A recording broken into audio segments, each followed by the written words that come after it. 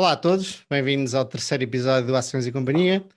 Comigo está o Diogo Gonçalves e o Gonçalo Garcia. Olá pessoal. Olá, boa Está tarde. tudo? Como é que é? Eu hoje trago um artigo do grande professor Sanjay Bakshi, indiano, e é um artigo que para quem está a começar a investir em ações é fundamental, é uma masterclass de análise fundamental. E vai bater mais ou menos ao tema que o Diogo traz hoje também. Diogo, qual é o teu tema? O meu tema gira à volta de concentração ou diversificação de portfólio e turnover, que basicamente significa uh, Rotação. exatamente o quão tu vendes e compras novas posições. Eu acho que apesar de tudo, é um tema menos falado, do que anda sempre tudo à procura de novos investimentos e de novas empresas. Mas pouca gente fala sobre o balanço no portfólio e como é que tu deves ajustar isso e qual é que deve ser a tua ponderação entre cada uma das posições, quantas é que deves ter, o quão rápido deves trocar ou não. Acho que é posto sempre um bocado, não é que não se fala, mas é sempre posto um bocado em segundo plano. Espera, já lá vamos, que vais tu começar. Vamos Exato. ouvir o tema do Gonçalo. E acho que não deve ser posto, mas é isso. Sim. Bem, e o meu tema é um tema um bocadinho mais da moda. Resolvi hoje trazer aqui à mesa de discussões Tesla, que nesta semana teve nas notícias por ter sido uma das primeiras empresas, pelo menos a primeira empresa de grande dimensão, a pôr parte do seu cash em Bitcoin. Vamos deixar esse tema para o fim, para quem estiver a ouvir, que vai se interessar provavelmente mais por esse tema do que pelos outros dois, mas para ficar até ao fim. Portanto, vamos começar. Hoje comecei isto, vamos rodando. Hoje começamos por ti, Diogo. Sim, eu também trago dois artigos. Um artigo que basicamente veio de um podcast que o Joel Greenblatt fez. Para quem não sabe, é um dos gurus, não é, do mundo dos investimentos, que toda a gente, ou a maior parte das pessoas, admira muito. E por acaso é uma pessoa interessante até para o tópico de concentração de portfólio ou diversificação, porque foi uma pessoa que durante muitos anos na sua carreira esteve altamente concentrado. Ele, no início da carreira dele, o portfólio do Joel era capaz de ter 6, 7 posições, ou pelo menos 70% do portfólio estava posto em 6 ou 7 posições, ou até menos. E hoje em dia ele gera um hedge fund e tem centenas ou milhares de posições no portfólio. Portanto, tem as duas faces da moeda. Não que ele considere esta maneira de gerir o portfólio melhor do que a anterior, mas a diferença é que ele tem clientes e uma das consequências de ter um portfólio concentrado é uma volatilidade muito superior. E é muito mais difícil gerir clientes, não é? E gerir as pessoas que estão a trabalhar contigo se tiveres muita volatilidade. E uma das coisas que ele quer fazer agora é continuar a ter grandes retornos, mas diminuir drasticamente a volatilidade. Porquê? Por causa dos clientes? Sim, exatamente. Uma das coisas que ele diz é, ele nos primeiros anos do fundo dele, eu não sei se já na altura era o Gotham, que é o Gotham Asset Manager, o Joel teve retornos superiores a 50% durante muito tempo. É uma coisa completamente extraordinária. Mas ele diz que volta e meia acontecia perfeitamente o portfólio dele cair 1/3 no ano. E que é muito complicado. Até para ele era difícil, quanto mais para explicar ao clientes que assim em 3 ou 4 meses 1/3 do seu património tinha desaparecido.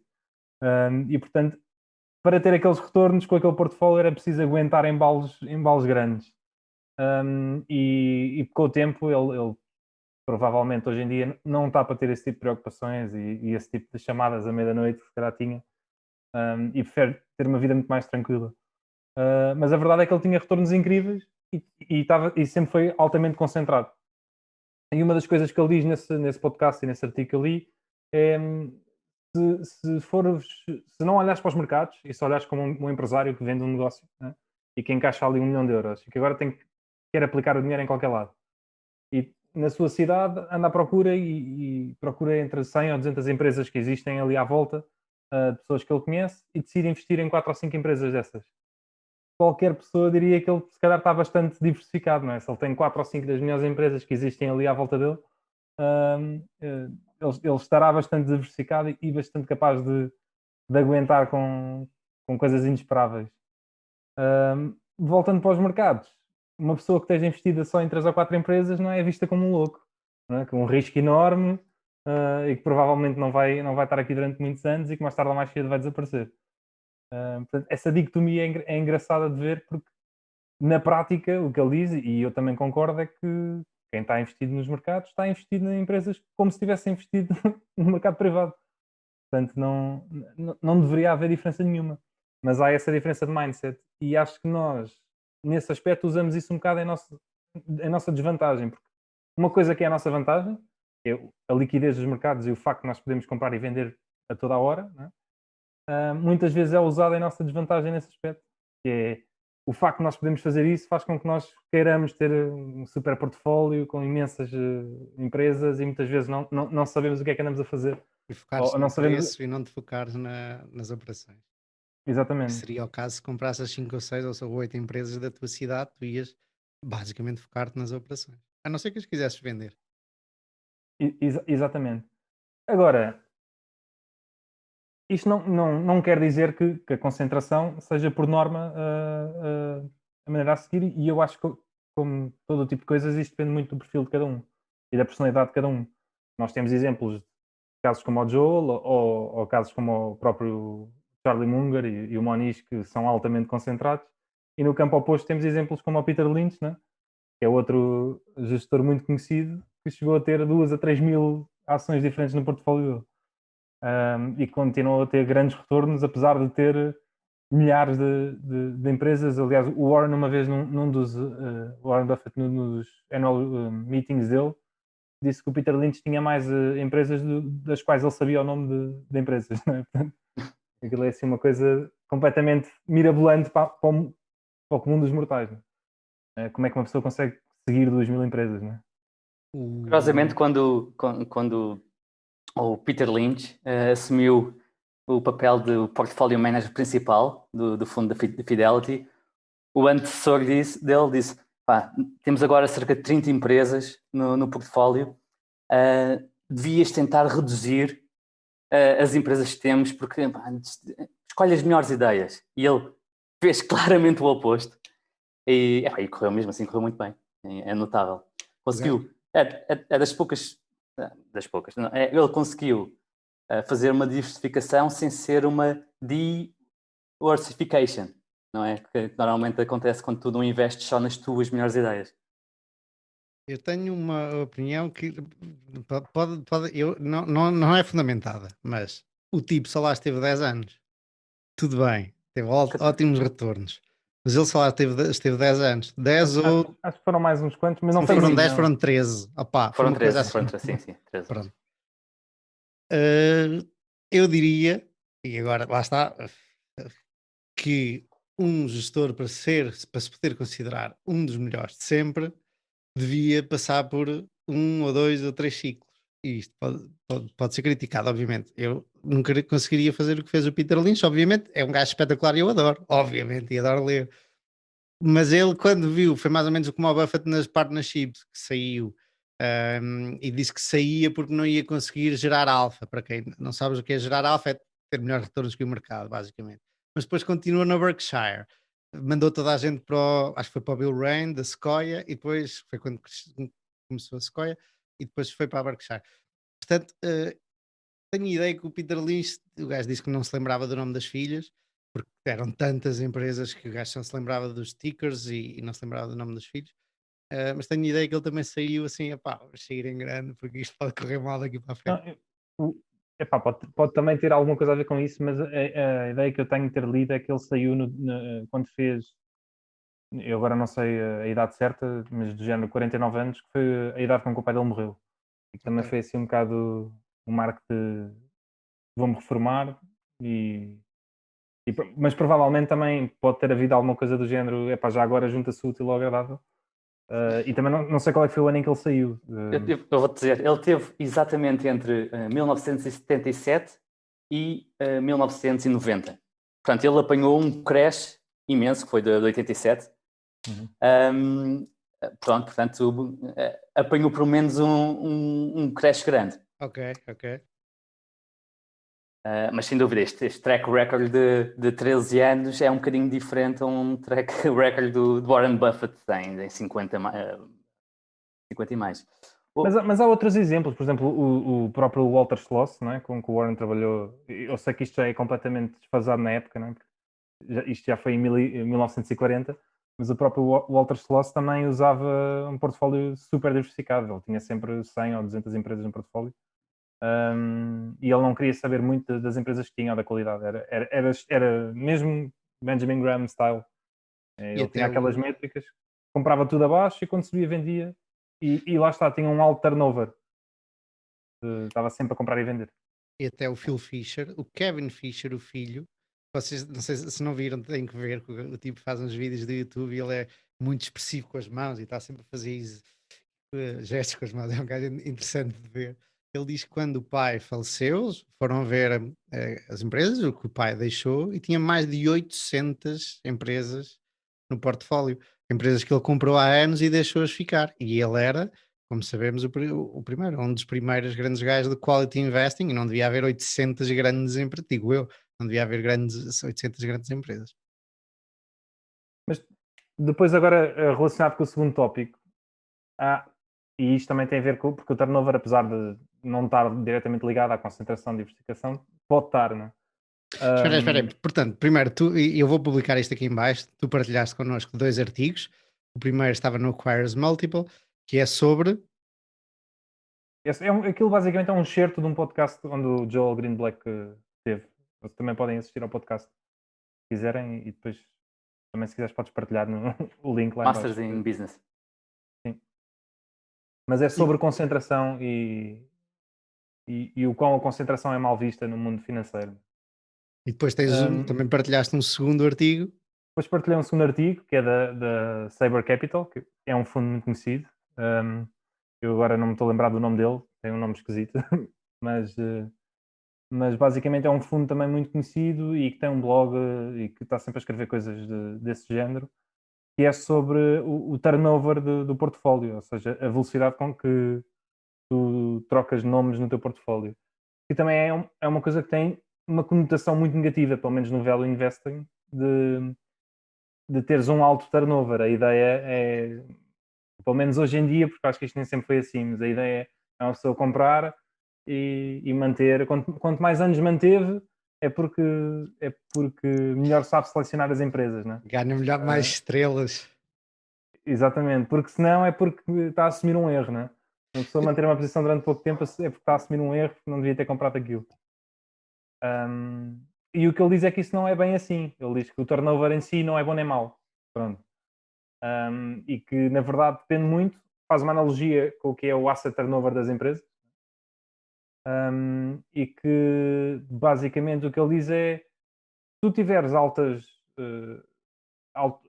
retornos, tu podes ter menos... Ele faz a comparação com as profit margins. Podes ter menos turnover.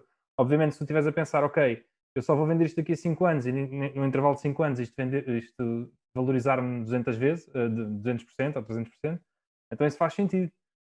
Agora, tu podes ter baixo turnover se tiveres lucros menores, podes ter alto turnover se tiveres lucros menores e se calhar até consegues melhores resultados. Que é, em vez de estares a pensar ter uma posição que te vai dar 500% ou 600% ou 1000%, porque na verdade há muito poucas, né? Nós fomos a ver, no universo de centenas de milhares de empresas, não há assim tantas empresas que subam 100 vezes ou que subam 10 vezes e, portanto, se calhar é mais provável tu conseguires bons retornos se conseguires fazer 20% ou 50% numa ação e venderes para alocares o dinheiro para outra que esteja mais barata e estares sempre a fazer isto. É mais, por um lado, pode ser mais provável, não é? Porque a outra contrapartida é tu nunca conseguires encontrá-las porque no universo de 100 se calhar há uma empresa que vai ser uma 10 bagger, que é que vai multiplicar por 10 vezes e as outras todas não vão. Portanto, é muito bom tu teres um portfólio durante muitos anos se tu realmente tiveres essas empresas que vão ser 10 baggers, mas como a maior parte das empresas não vai ser, tem que ser aqui um jogo de cintura grande. Existe a teoria de que as poucas 10 baggers que tens podem compensar as outras todas. mas mesmo o Peter Lynch, eu não sei se era nesse artigo que li, mesmo o Peter Lynch tinha, que é o tipo conhecido pelos 10 baggers, tinha uma rotação de, 6%, dizia o artigo. era de 300 que dizia? 400. 400%. Sim. Não sei se aquilo foi verificado ou se teve até a ver com o facto dos ativos sob gestão do Peter Lynch terem evoluído muito, aumentado muito ao longo do tempo. Se os teus ativos sob gestão duplicam, tu vais ter uma rotação necessária para estar a alocar o cash que acabou de entrar. Mas sim, o artigo mencionava 400%. E a rotação eu ia dizer de inventário, a rotação de dinheiro de capital, obviamente, e nós estávamos a falar sobre isso há bocado, apresenta os seus problemas para o investidor particular, por causa de impostos e por causa de trabalho que é preciso para andar a descobrir as empresas que estão baratas e vendê-las quando chegam ao seu preço justo, mas isso hoje em dia é visto mal, com maus olhos, porque hoje em dia é tudo buy and hold e de quality investing, eu tenho que ter a próxima Amazon e JD e Alibaba, mas isso é Ben Graham puro. É, investem numa carteira diversificada de ações estatisticamente baratas, quando chegarem ao preço certo, vendem-as. Portanto, eu nunca soube, nem sei se existe algum estudo da rotação de capital do Graham, mas era isso que ele fazia. E às vezes também tem a ver muito com jogar com os múltiplos, porque é assim, mesmo que tu tenhas uma. Isso depois também tem que se ver se compensa ou não, mas mesmo que tenhas uma compounder, não é? Se ela sobe de um múltiplo 10 para um múltiplo 40 num ano, será que te compensa estares a mantê-la? Eu sei que ela vai continuar a crescer, mas será que compensa manteres durante mais 3 ou 4 anos em que só para voltares a ter o múltiplo antigo tens que esperar 3 ou 4 anos sem retorno? Eu acho que quem nos vai responder a isso é ali o nosso amigo o Gonçalo, que tem uma fábrica por trás. Muito agora, olha para aqui o espetáculo, e ele vai nos dizer o que esperar de uma empresa que está a 1600 vezes o PI, the ratio, o PER. Está agora a 1000, sim. Essa é a primeira lá do Nevada ou é já de Berlim? Não, esta é de Xangai, é a nova de Xangai. Esta fábrica aqui por trás. Temos, isto para quem nos está a ouvir, nós decidimos ter um timer, temos 3 minutos no clock. Diogo, antes de passarmos ao próximo tema, queres fazer final remarks? Final remarks. Eu acho que isto depende muito do perfil de cada pessoa e, portanto, há pessoas que são mais suscetíveis de ter de não aguentar grande volatilidade e, portanto, não convém ter portfólios muito concentrados. Mas de qualquer das formas, eu acho que é mais fácil vir a bater o mercado com portfólios mais concentrados do que diversificados. Porque se a ideia é para bateres o mercado, tens de fazer diferente do mercado, né? Quanto mais posições tens, mais igual ao mercado tu vais estar. Olha, e tu tens um portfólio mais concentrado ou mais diversificado? Eu tenho um portfólio que, para o comum da indústria, ou seja, em média a indústria vai estar altamente concentrado, mas é algo que vai estar constantemente a mudar. Porque isto depois lá está, é difícil de alinhar e tem a ver com as minhas convicções ou não das posições, mas Claro. eu tento ter um portfólio entre as 10 a 15 posições. Mas pode haver alturas em que passo das 15, pode haver alturas em que estou abaixo das 10. Portanto, isso depois vai depender da minha convicção e isso é difícil de matematicamente pôr ali um valor. Eu só queria acrescentar aqui um ponto em relação ao sizing de uma posição. Um ponto que convém ter especial atenção é o downside. Uma empresa que eu investi recentemente é a Curate, que é uma empresa que é uma special situation, altamente alavancada. Eu tinha convicção alta tinha a noção que o retorno ia ser assimétrico. Ou perdia uma grande parte do capital ou ganhava um múltiplo disso. E por causa desta assimetria, não me senti confortável a fazer um sizing muito alto, apesar de estar confiante na posição. Sim, o Joel Green vai dizer isso. As maiores posições dele não eram aquelas em que ele achava que ia fazer mais dinheiro, era aquelas em que ele pensava que não poderia perder tanto. Não é? Exato. Eu ainda tenho muito que melhorar nesse aspecto, porque eu partilho a 100% dessa opinião e não faço. E não o faço sempre. da opinião que disseste agora, Diogo, deves, se queres investir mais numa do que noutra, se não queres fazer equal weighting, que ponhas dinheiro naquela que vais perder menos. Ainda assim eu estou a evoluir e eventualmente posso mudar essa opinião. Hoje em dia é essa opinião que tenho e nem sempre faço isso, como vocês sabem. Como subscritores do All in Stock sabem perfeitamente disso. Gonçalo, tu estavas a comentar que da Q-Rate, e podemos fazer um episódio só sobre a Q-Rate ou falar mais profundamente sobre ela. E como sabes, eu não investi, mas eu acho que aí, apesar de estar altamente alavancada, eu diria que aí o risco era muito baixo em relação à recompensa, porque estava tão barata, que já estava a Não, descontar tudo o que podia acontecer de mal. do ponto de vista de hoje, sim. Mas, Então. mas tu olhaste para mim. Mas com os dados que tinhas há 8 meses atrás, em que a empresa tinha perdido utilizadores, certo? Não era claro que fosse uma Covid winner, fosse ganhar com o Covid, com as pessoas estarem em casa, apesar de agora parecer óbvio, então, as pessoas passam mais tempo em casa, e para quem não conhece a Q-Rate, é basicamente o serviço que eles fazem dinheiro. Temos aqui uma analogia com televendas. Basicamente eles têm canais de televendas 24 horas nos Estados Unidos, e como é óbvio, têm estado a perder receitas de ano para ano até ao Covid. Mas sim, era claro agora, mas na altura não parecia ser tão claro. Não parecia tanto que tu olhaste para ela e decidiste I will see this one now. Eu não entrei nela porque havia ali várias coisas que eram a primeira vez que eu estava a olhar e por isso eu decidi não entrar nela. Mas se eu não estivesse altamente interessado nela e não achasse que era uma ótimo risco de recompensa, nem sequer a tinha comentado, mas eu acho que era, pá, eu acho que era daquelas.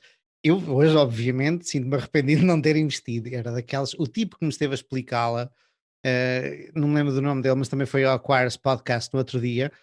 O gajo meteu 30 e tal por cento, ele reformou-se há pouco tempo também, 40 e poucos anos, e pôs 30 e tal por cento do dinheiro todo que tem da família naquilo, e já mais do que duplicou, não é? Está um Sim, bocadinho porque concentrado. duplicou a ação.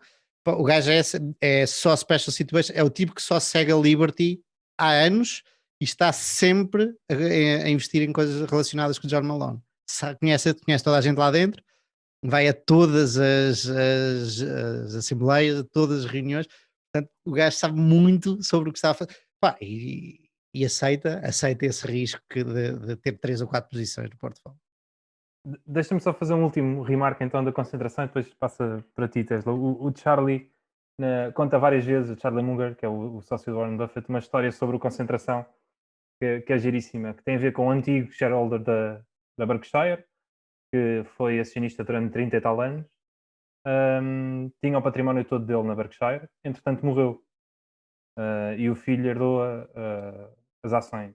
E na altura o filho está no banco com o seu gestor de conta, e o gestor de conta vira-se para ele e diz assim: olha, você tem aqui imenso dinheiro e está tudo no mesmo sítio, é preciso diversificar, isto é um risco enorme, tem que diversificar isto, porque senão aquilo que o seu pai construiu, você pode vir a perder isto tudo.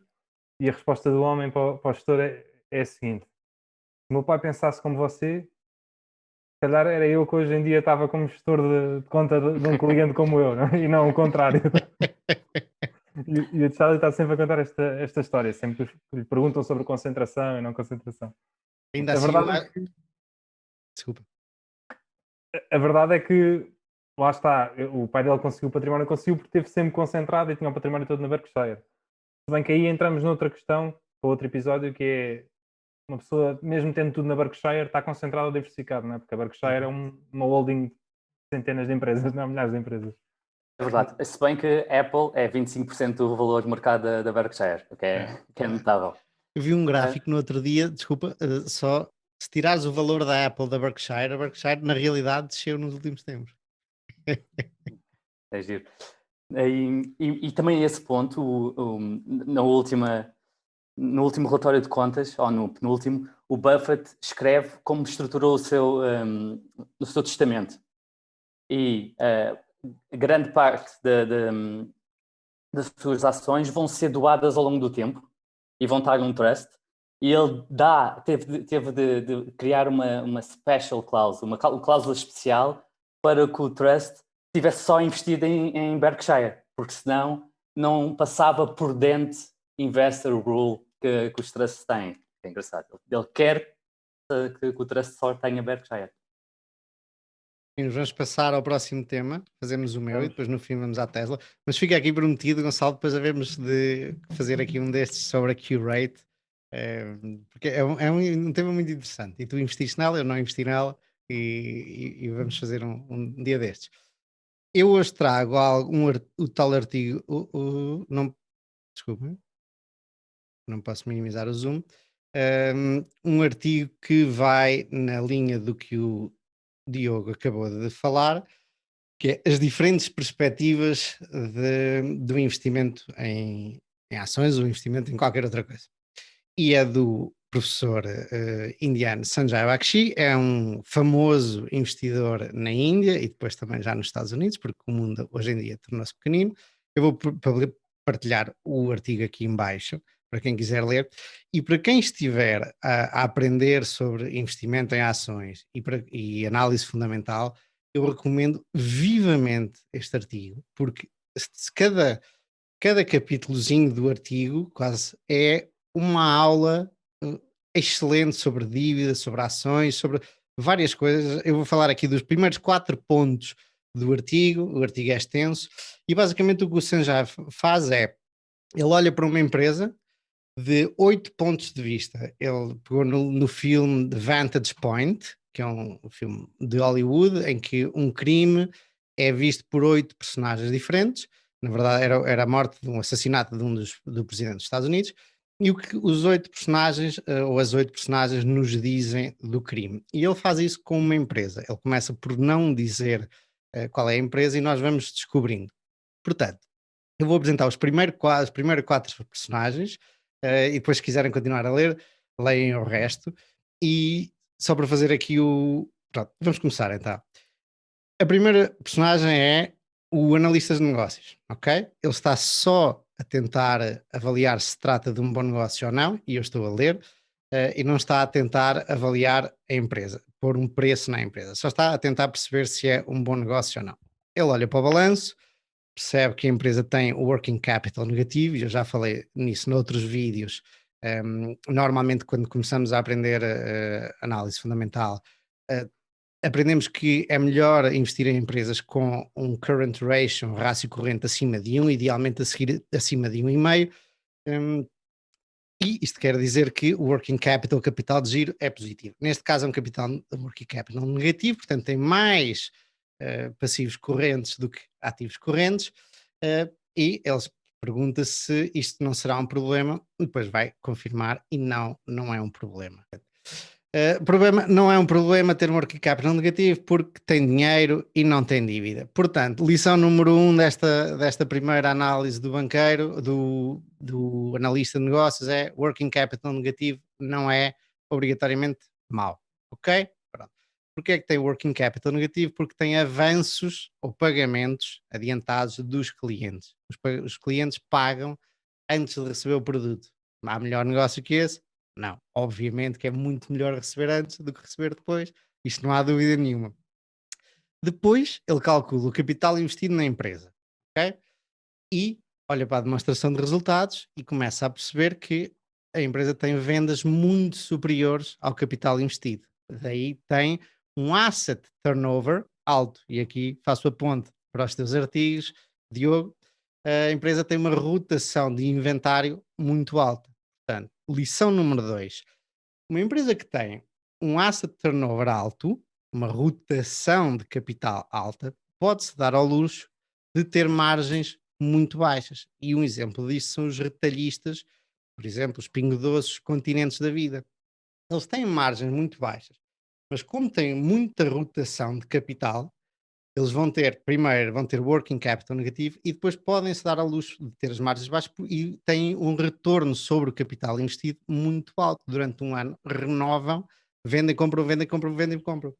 Aí aquilo que estavas a dizer, Diogo. Portanto, próxima vez que alguém vos disser que um negócio que tem margens baixas é um mau negócio, perguntem qual é o Capital Turnover Ratio ou o Asset Turnover Ratio e vejam a cara das, das pessoas.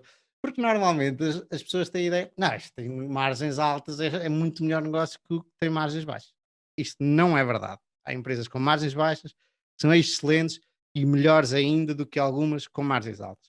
As margens importam muito quando tentamos aferir a segurança da empresa. Margens muito baixinhas, se as vendas descem, a empresa pode ter prejuízo. Normalmente as margens baixas indicam-nos que há competição, não é?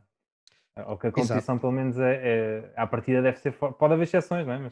E isso, não dizendo que são maus negócios ou bons negócios, significa que pelo menos tem que ter mais paranoia, não é? A gestão tem que andar sempre a ver o que é que está a passar para nunca perder a carruagem.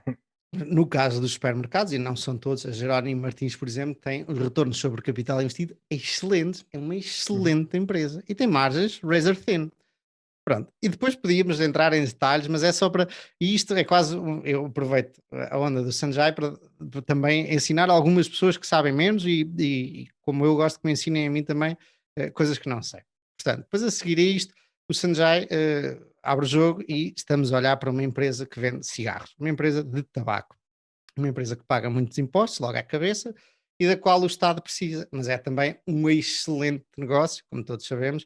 A alteria dos cigarros da Marlboro foi, acho eu, a melhor ação dos últimos 30 anos, porque mesmo com as pessoas a deixar de fumar, felizmente, eles foram subindo os preços e têm retornos sobre capital excelentes. Isto é o ponto de vista do analista. Ponto de vista do banqueiro prudente. O banqueiro prudente vai olhar para as contas da empresa, apercebe-se que é uma boa empresa, não é cíclica nem nada, e decide que empresta à empresa a 3 vezes o interest coverage. Ou seja, em português, ajuda-me, interest coverage, cobertura de juros, provavelmente. Portanto, neste caso aqui, ele faz as contas e chega à conclusão que a empresa tem capacidade de pagar 3 vezes os juros, portanto, ele avalia esse terço dos cash flows por 300 crore. Crore, tenho eu ideia que é 1000 rupias, se não for isto, não importa. Portanto, pronto. Ele não se importa de pagar à empresa, sabe que a empresa lhe pode pagar facilmente, portanto, um terço do cash flow ele avalia em 300 crore.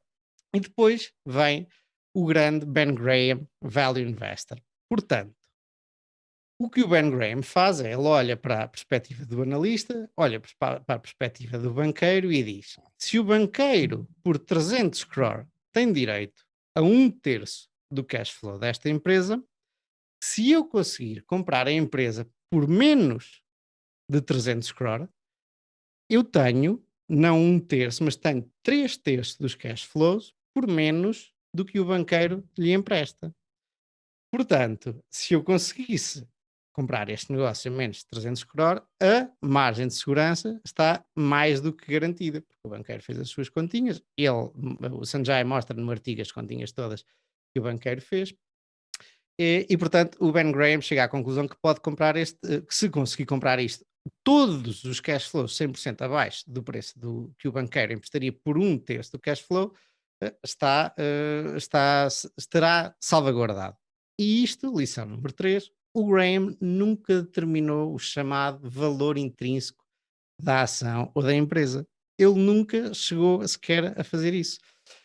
Ele limitou-se a determinar se a empresa estava barata. E é aquela história que o Buffett e que o Charlie Munger muitas vezes falam de tu não precisas pedir a identificação a uma velha para saber que ela é velha, nem por um senhor gordo numa balança para saber que ela é gordo. Percebes imediatamente. E muitas vezes as pessoas tentam avaliar, chegar a um valor intrínseco de uma ação ao pormenor, e aqui o Sanjay, e eu diria brilhantemente, mostra-nos uma forma de nós olharmos para uma empresa e sabermos se ela está barata sem sequer sabermos quanto, ou determinarmos um valor de quanto é que ela vale.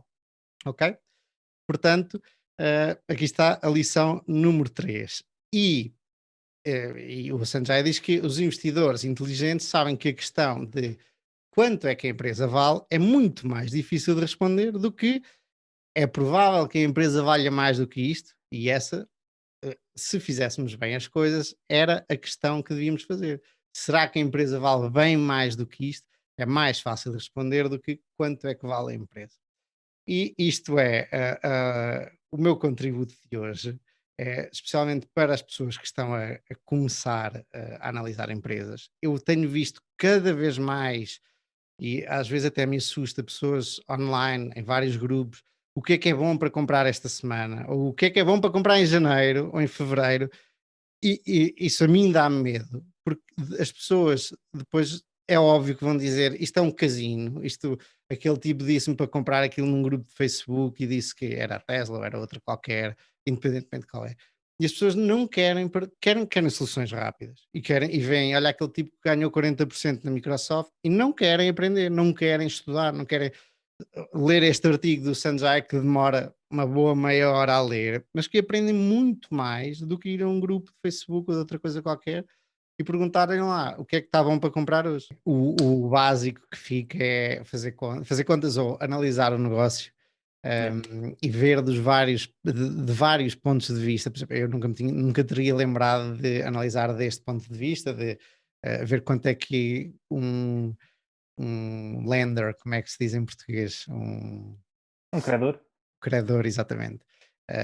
Emprestaria à empresa, quanto é que isso valeria e se consegues hoje comprar abaixo desse preço e depois dá origem ao pessoal dos leverage buyouts, etc, etc. E nós em off falámos de uma empresa aqui do lado de Espanha que encaixa perfeitamente nesta definição do Ben Graham ou do Sanjay Bakshi, que ela está bem mais barata do que se a carregasses de dívida e um banqueiro prudente não se importaria nada de lhe emprestar um valor de mais de 1.000 milhões e ela está, já nem sei, mas a menos de 1.000 milhões. Hoje em dia 400, poderias ter acesso. 430. Diz Diogo, desculpa. 430? 430. Portanto, um banqueiro emprestaria por um terço dos cash flows, e vamos dizer aqui, se calhar não vamos dizer o nome da empresa, emprestaria Não, mais. podemos dizer, é Michele Costas. Não é? É Michele Costas que faz. Curiosamente também está na indústria de tabaco, ainda que indiretamente, porque grande parte das suas receitas tem a ver com fazer o papelinho que está à volta do tabaco e que é um negócio bastante rentável também, mas desculpa, continua. Nada, é só isso. Se nós fôssemos a... Diz, Diogo? A indústria do tabaco não entra nos padrões de ESG e portanto está tudo aí a descer, porque agora é tudo indexado e tem tudo esses ESG índices e portanto se não faz parte não entra e está mais barato. Exato. O que é certo é que está bem mais barato do que se fizéssemos este exercício do Graham de quanto é que um banqueiro emprestaria se quisesse um interest coverage de 3 vezes, ele avaliaria a empresa a mais de 1.000 milhões e ela está muito mais barata. É interessante ver isto. Não quer dizer que seja um bom investimento. Diogo, não percebi. Não quer dizer que seja um bom investimento. É preciso refrisar.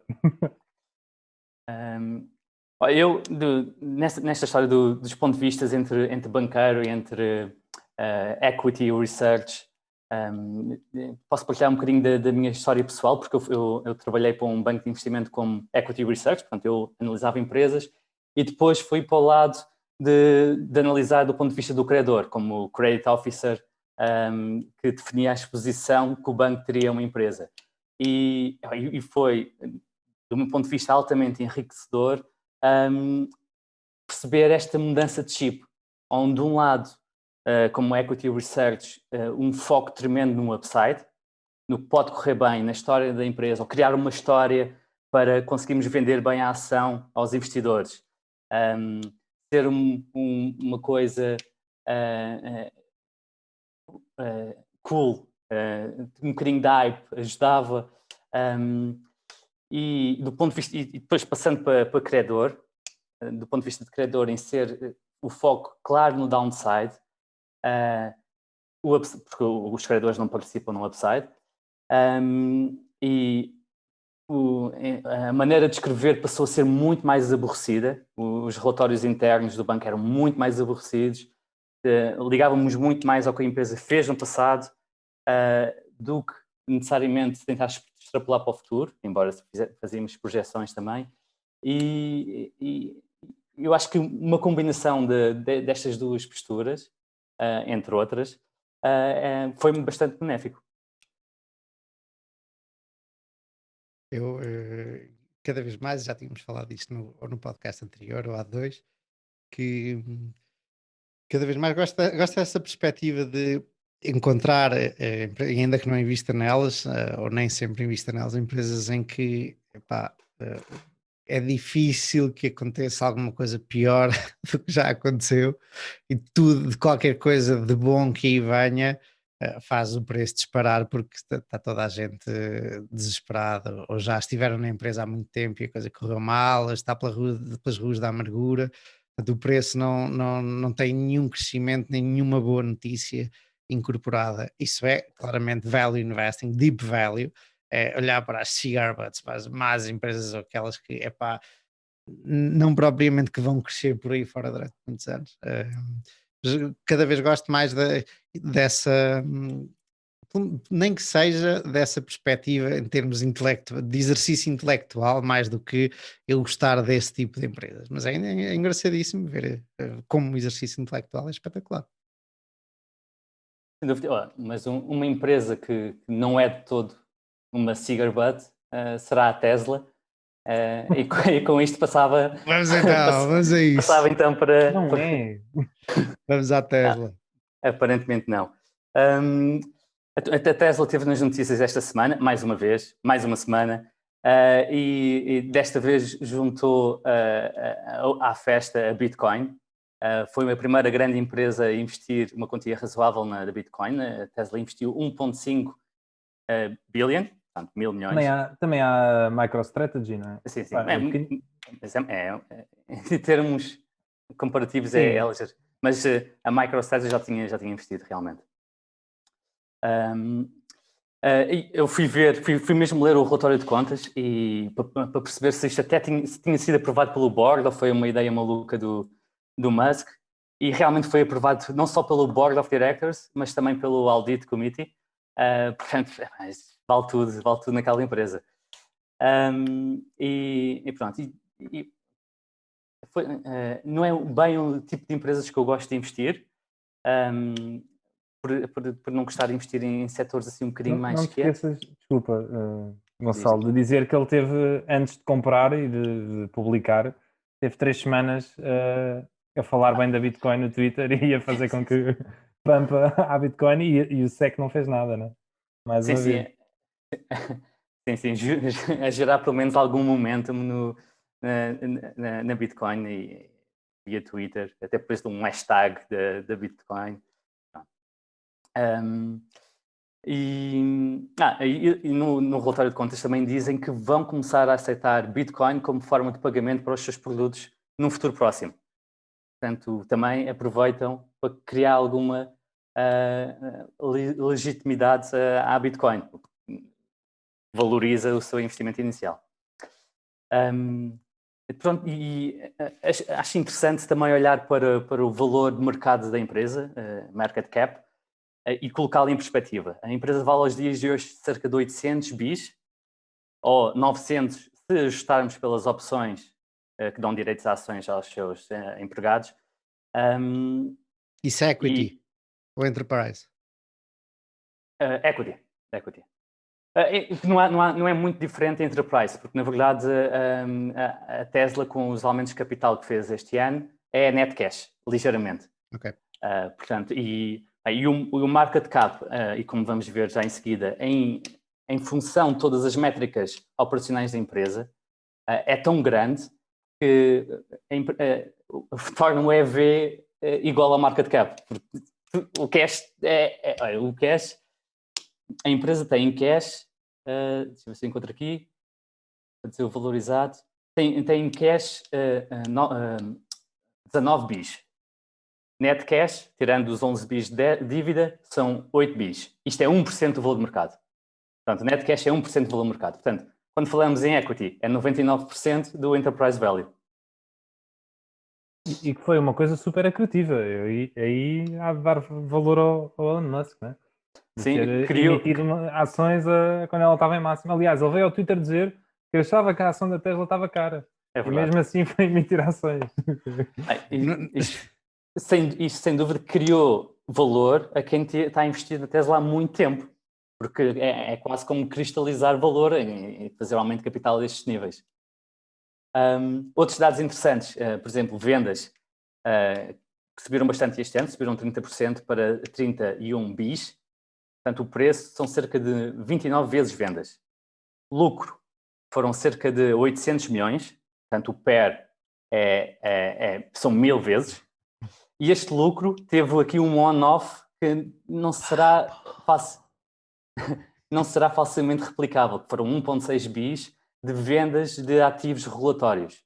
Basicamente, a Tesla vendeu direitos regulatórios de produzir e vender carros elétricos aos seus concorrentes que ainda não o fazem e, portanto, se não comprassem estes direitos, teriam de pagar multas por não o fazerem. E depois, em fábricas e afins, tem 13 bis, 1,5% do valor do mercado. Os ativos totais da empresa são 50 bis, 6% do market cap. E pronto, referindo também que durante o ano 2020 a Tesla foi pescar cerca de 12 bis via aumento de capital. Fez 3 aumentos de capitais durante o último ano. E não é uma SaaS business, não é? Não é ainda, porque aquele softwarezinho há de valer bastante. E é um dos pontos dos bulls, é que o software vale bastante. E falando em diluição, o número total de ações da Tesla, já ajustando pelos splits, aumentou em 50% desde 2016, nos últimos 4 anos e picos. 50% ou 50 vezes? 50%. O número de ações, ajustando pelos splits. Ok, sim. O que é que nos queres dizer com tudo isto, Gonçalo? Quer dizer que é muito difícil na perspectiva mesmo de um Equity Research Analyst ou até de um banqueiro por dentro, em encontrar uma ligação entre o valor do mercado e o que a empresa tem feito. É um bocadinho hopes and dreams, que obviamente podem se materializar, mas parece tão difícil, é preciso crescer tanto, ser tão bom. E a Tesla é tão cool, como podem ver aqui por trás, esta é a fábrica que eles construíram em Xangai, e é cool. E fazendo um paralelismo para uma empresa que sei que está no portfólio do Manuel, que é uma empresa que faz almôndegas, e o Manuel pôs um vídeo no Facebook em que mostra a fábrica desta empresa de almôndegas e escreveu que ficou um bocadinho desapontado, porque não era cool. E não é suposto ser cool. Eles fazem almôndegas, porque não é suposto ver, não há um hype por trás de fazer almôndegas.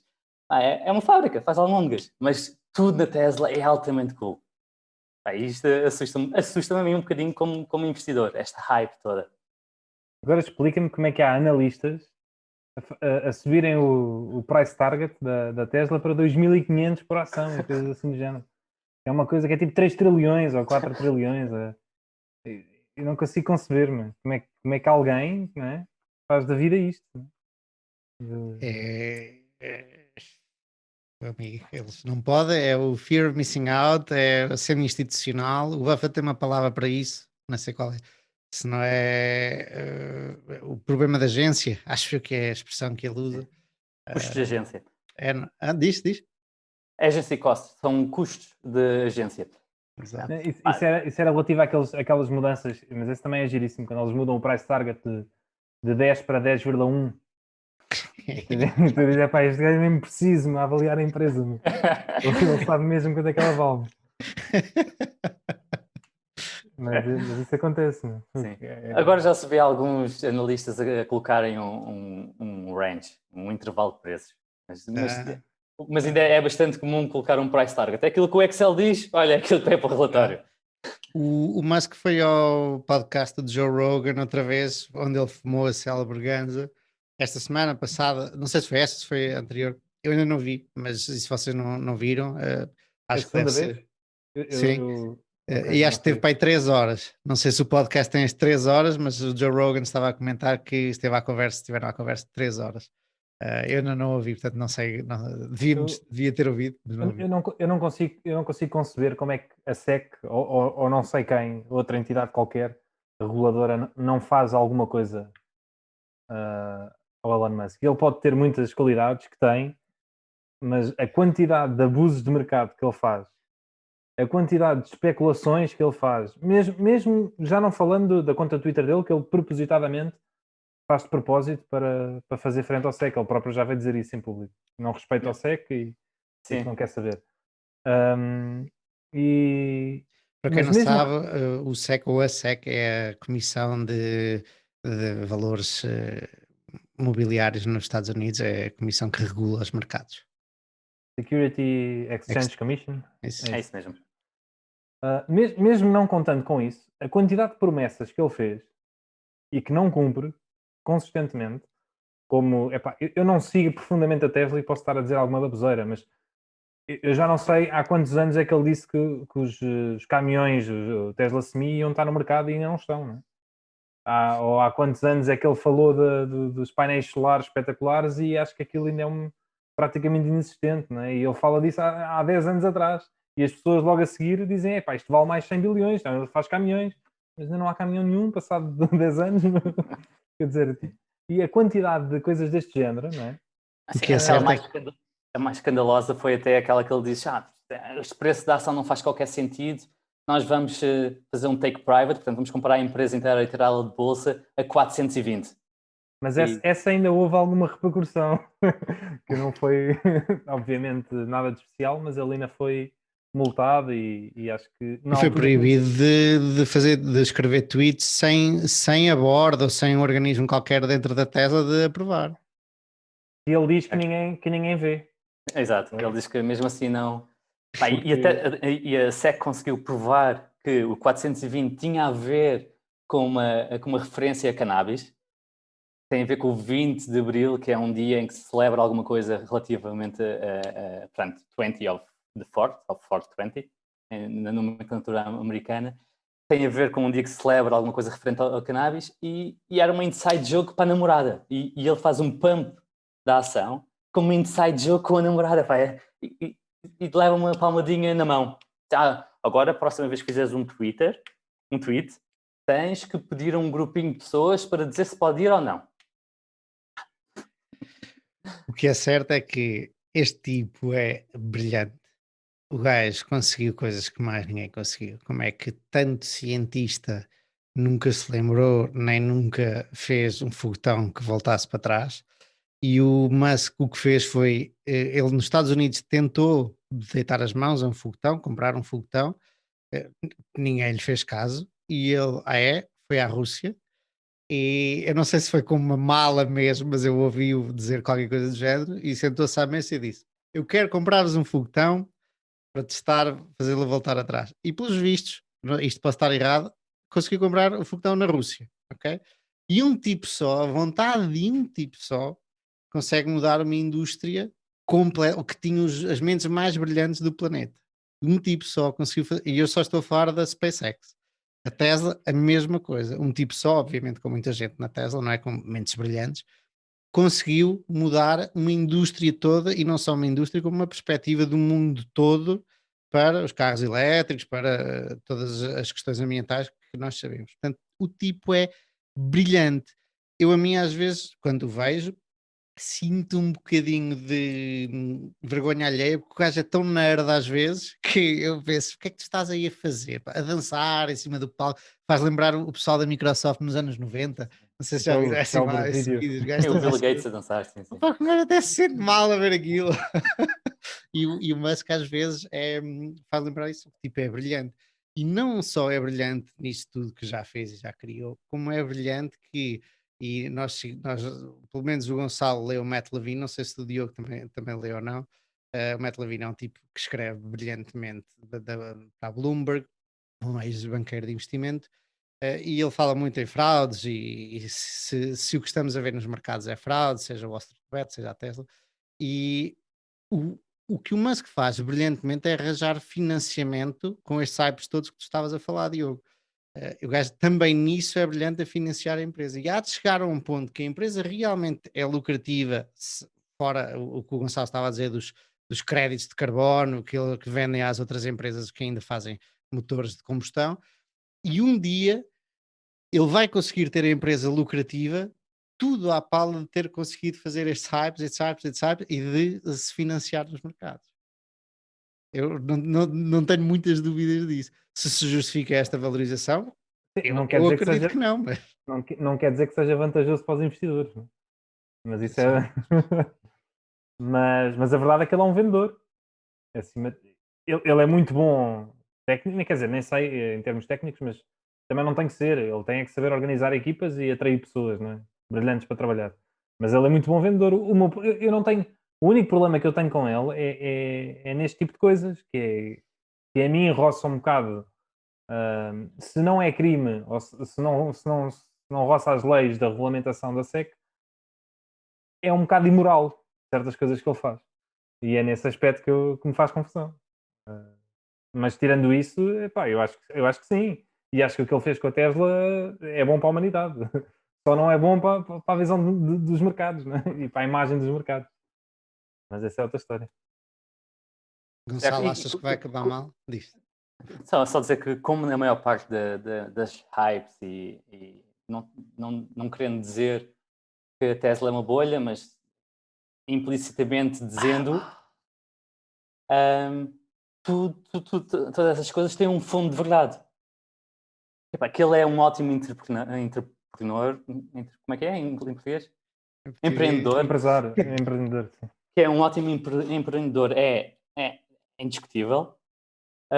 Agora, o nível que a avaliação da Tesla chegou já é muito para além disso, no meu ponto de Sim, vista. eu sou da opinião que vai acabar mal, sim. Mas A Tesla, esta valorização não justifica a Tesla ser a única empresa de carros no mundo. Portanto, se fosse a única, não é? Já não importa. Poderia Valorização, ser. ninguém quer saber sobre isso. Ninguém quer saber disso. O que é que interessa a não, isso é valorização? story stock. Está a subir. Está a subir, é isso que importa. E tu estás a comprar uma empresa zeca qualquer miserável que não sobe, tu és mau investidor e quem está a investir na Tesla ou noutra que Sim, está a sim. subir é que é mau investidor. Ainda há bocado estava a falar ao Gonçalo, a uma personagem no Twitter, que é o Jason DeBolt, acho que é esse o nome dele, que a biografia dele é All in Tesla since 2013. E ele está milionário, tem 11 milhões de euros agora, neste momento, e diz que não vai vender ações nenhumas, vai pedir crédito e dar como colateral as ações dele para nunca ter que vender as ações da Tesla. Opa, eu quero saber mais dessa história no futuro. Portanto, eu sou adepto que ele devia vender, né? E pá, já junto pelo menos 1 milhão, que é para ter a certeza que a coisa não lhe corre mal, né? Gonçalo, tu é que trouxeste o tema, qual é a tua opinião? Não, epá, eu acho que é uma bolha clara. Então, pá, é muito difícil que isto corra bem. Muito difícil. Se nós tivermos em consideração, por exemplo, a Microsoft teve 62 vezes lucros em 99 e depois tiveste 14 ou 15 anos, tu não, os investidores, se calhar, tu também, os investidores que estavam na Microsoft tiveram 14 anos para ficar a zeros e estava a 62 vezes o lucro e era uma empresa de software que é claramente muito melhor do que uma empresa de automóveis, apesar de a Tesla também ter software, eu sei, antes que alguém venha criticar-nos aqui, portanto, a 1000 e tal vezes o lucro. Mas uma coisa gira na Tesla é que imagina que agora é uma 10 bagger a estes preços e que vai para 10 trilhões. Se fizer um aumento de capital, já cria valor para os acionistas atuais. Já fica lá com o cash do aumento de capital a 10 trilhões. Portanto, sim, mesmo os acionistas atuais, mesmo que a empresa seja só ar, se for para uma valorização ainda mais absurda, pode criar valor. Basta que ele consiga convencer um número significativamente grande de pessoas no mundo de hoje em que o capital está bastante acessível, para fazer aumentos de capital e cristaliza valor para quem investiu antes. É preço mais baixo. Mas tem que o saber aplicar também, não é? Sim. Se ele depois tem ali 1 trilhão, mas não sabe onde é que o há de pôr. Agora lembraste, voltando à Bitcoin, a Nigéria, eu também vi isto no Twitter, estavam, não sei se realmente vão investir em Bitcoin, mas estava alguém no Parlamento da Nigéria, se calhar o Primeiro-Ministro ou alguém importante do governo, a dizer que devem criar uma reserva de Bitcoin. E isto, eu que não sou grande especialista em economia nem macro, isto há de ter umas grandes repercussões, porque quer dizer que eles querem uma reserva em Bitcoin, quer dizer que o valor da Bitcoin é reconhecido por governos como um ativo refúgio. Portanto, é interessante e levanta muita questão e traz legitimidade à Tesla. À Bitcoin, desculpem. À Bitcoin. No outro dia estava E a à ler um Tesla artigo, por conseguinte. estava a ler um artigo sobre isso, que é, neste momento estamos um bocado quase em guerra entre os bancos centrais, a tentar despachar, a fazer as suas moedas digitais, né? Que aquilo tem um nome que eu agora não me estou a lembrar. Mas é qualquer coisa. Elas são stablecoins, mas é qualquer coisa como digital coin backed, central backed, uma coisa assim do género. Okay. Aquilo tem um nome técnico que eu agora não me estou a lembrar, mas que muitos bancos centrais estão a começar a fazer em guerra à Bitcoin, não é? Porque a ideia é a Bitcoin não tem que dar justificações a nenhum banco central e, portanto, nenhum governo consegue controlar a moeda. Eu acho isso muito perigoso, apesar de ser muito bonito. Não é? Acho isso muito perigoso, porque a verdade é que ninguém controlar alguma coisa pode fazer com que na prática alguém controle, mas que não seja a pessoa que nós queremos. Não é? Portanto, eu continuo a achar que eu acho que toda a tecnologia por trás do blockchain é muito útil, mas os bancos centrais vão sempre ditar a última palavra. Portanto, a minha opinião, não faz sentido também investir em Bitcoin. Investir nem seria a palavra certa, não é? Na verdade, depois, e isto é super controverso, e eu conheço imensa gente que gosta, que é um ávido investidor em Bitcoin, mas a verdade é que depois ninguém sabe muito bem dizer o que aquilo é, não é? Porque se aquilo é uma currency, não é? Para mim não faz sentido investir em nenhuma moeda. Eu não digo que vou investir em dólares, não é? Posso ter dólares, mas não é um investimento, do meu ponto de vista. Se aquilo é um ativo de refúgio. Sim, mas eu não vejo como tu podes fazer dinheiro assim, eu não o vejo como um investimento, não é? Porque a moeda em si não gera cash flow, não é? O investment case é um bocadinho como substituição do ouro.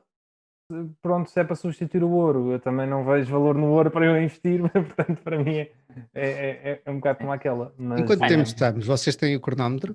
Sim, já estamos a passar um bocadinho da hora. Acho que podíamos aproveitar este tom positivo do Diogo. Vamos fechar então. Para fechar. Vocês têm final remarks, Gonçalo? Não. Fechamos. Então, fechamos. Não há nada a dizer. Até à próxima. Uma boa semana, pessoal.